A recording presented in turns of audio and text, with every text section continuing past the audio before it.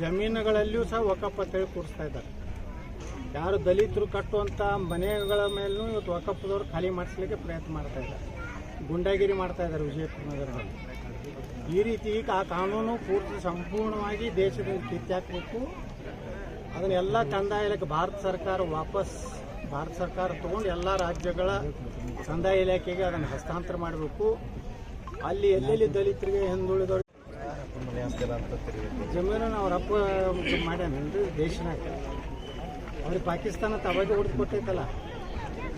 ನೆಹರು ಮಾಡಿದ ದೊಡ್ಡ ಅನಾಹುತ ಅಂದ್ರೆ ಈ ದೇಶನಾಗ ವಕಫ್ ಅನ್ನುವಂಥದ್ದು ಒಂದು ಕರಾಳ ಒಂದು ಕಾನೂನು ತಗೊಂಡ್ಬಂದು ನಮ್ಮ ದೇಶದ 12 ಲಕ್ಷ ಎಕರೆಗಿಂತ ಹೆಚ್ಚು, ಕರ್ನಾಟಕದಲ್ಲಿ 56,000 ಎಕರೆಗಿಂತ ಹೆಚ್ಚು ಇವತ್ತು ಹಿಂದೂಗಳ ಜಮೀನುಗಳಲ್ಲಿಯೂ ಸಹ ವಕಫ್ ಅಂತೇಳಿ ಕೂರಿಸ್ತಾ ಇದ್ದಾರೆ.